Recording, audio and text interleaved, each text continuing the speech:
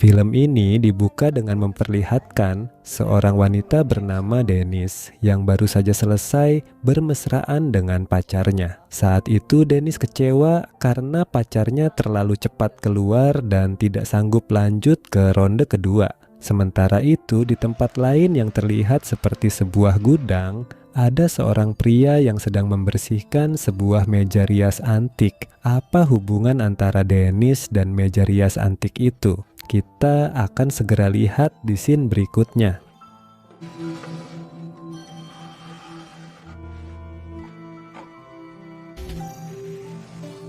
Ternyata Dennis ini baru saja pindah ke sebuah apartemen dan memerlukan beberapa perabotan untuk mengisi tempat itu. Kebetulan hari itu sepulangnya Dennis dari berbelanja kebutuhan dapur, dia melewati sebuah toko barang antik yang juga menjual perabotan. Dennis yang merasa tertarik pun langsung masuk untuk melihat-lihat barang yang dijual di toko itu. Setelah melihat-lihat beberapa barang, mata Dennis langsung tertuju pada sebuah meja rias antik berwarna putih.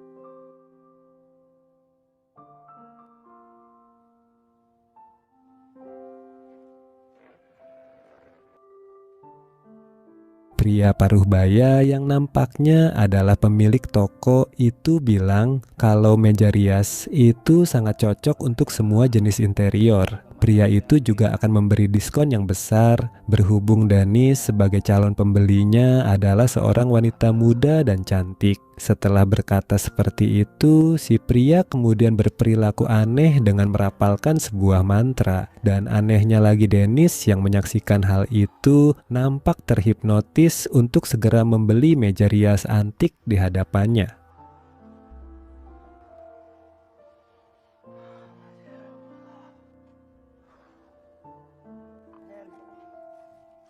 Selang beberapa jam kemudian, meja rias itu sudah tertata rapi di sudut kamar apartemen Dennis. Merasa kegerahan setelah memindahkan barang-barangnya, Dennis pun memutuskan untuk mandi. Anehnya, ketika selesai mandi kemudian bersolek di depan cermin, Dennis merasakan dorongan yang kuat untuk mengubek-ubek goanya dengan menggunakan jari. Saat melakukan hal itu, Dennis mendapatkan kepuasan yang tidak pernah didapatkannya, bahkan ketika sedang bermesraan bersama pacarnya.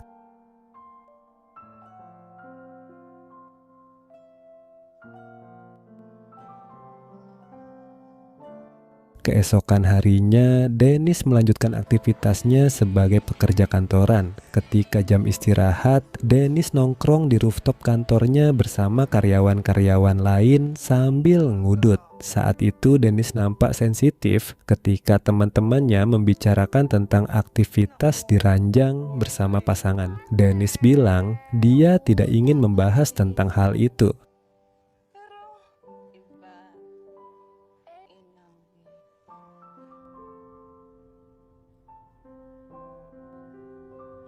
Namun ketika pulang dengan diantar oleh mobil perusahaan, Dennis malah teringat ketika terakhir kali dia bermesraan sang pacar yang terlalu cepat keluar. Bagi Dennis itu sangat menjengkelkan. Namun tadi malam semuanya seakan terlunasi ketika dia mendapat kepuasan setelah mengubek-ubek goanya di depan cermin. Dennis pun buru-buru pulang ke rumah, mandi kemudian melakukan ritual yang sama seperti kemarin malam. Ketika melakukan hal itu, Dennis merasa dirinya sangat cantik dan tidak membutuhkan orang lain.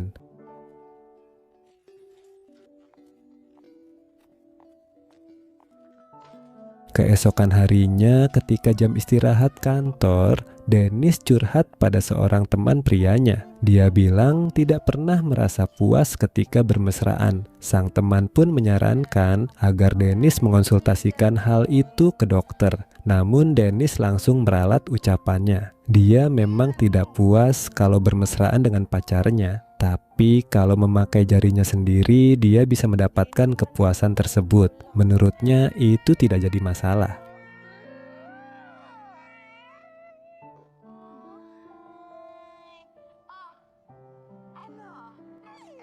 Tak Tak seberapa lama datanglah dua teman wanita Dennis yang ikut nimbrung. Mereka berencana akan bersenang-senang di diskotik nanti malam. Scene kemudian beralih ke malam harinya, di mana Dennis dan teman-temannya larut dalam hingar-bingar tempat hiburan.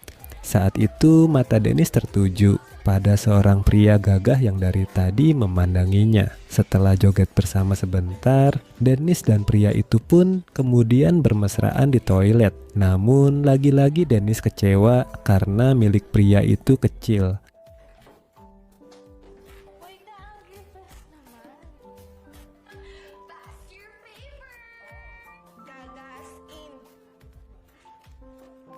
Sesampainya di rumah, Dennis melampiaskan emosinya di depan cermin. Seolah-olah kerasukan Dennis tiba-tiba berkata kalau dia tidak membutuhkan orang lain. Dennis pun kembali menggerayangi tubuhnya sendiri dan melakukan kegiatan mengubek-ubek goa seperti kemarin. Yang bikin merinding, saat itu muncul sesosok wanita yang membantu Dennis mencapai kepuasannya. Dennis pun hanya bisa bengong setelahnya.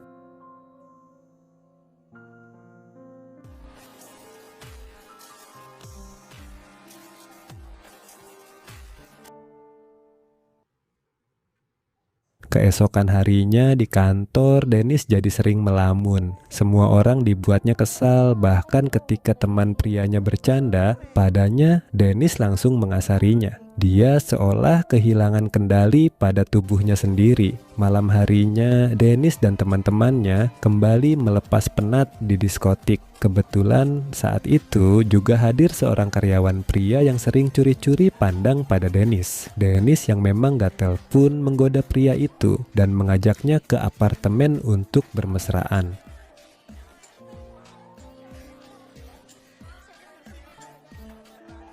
Nah, ketika mereka sedang bermesraan, sosok wanita dari dalam cermin meja rias kembali muncul. Dia menggerayangi tubuh Dennis hingga akhirnya Dennis malah lebih puas dengan sentuhannya dibanding pria tadi. Ketika pria itu sudah pulang dan Dennis bersolek di depan cermin setelah mandi, sosok wanita itu muncul lagi dan mengajak Dennis untuk masuk ke dalam cermin. Di alam cermin itu, mereka bermesraan hingga Dennis mendapat kepuasan yang belum pernah dirasakannya selama ini.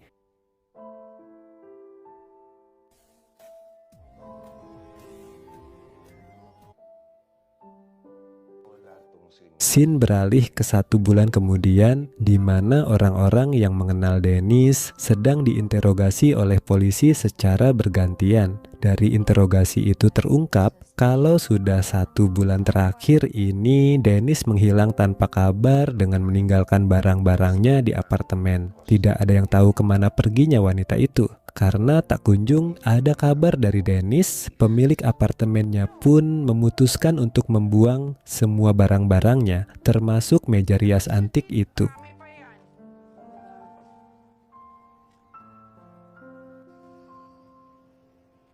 Namun, sebelum pemilik apartemen membuangnya, tiba-tiba muncul pria paruh baya dari toko barang antik yang pernah Dennis kunjungi. Pria itu bilang akan membeli meja rias antik itu. Tanpa pikir panjang, si pemilik apartemen itu pun langsung mengayakan daripada dibuang, mending dijual meski murah. Scene kemudian beralih ke apartemen lainnya, di mana meja rias itu telah berpindah tangan ke wanita muda dan cantik lainnya.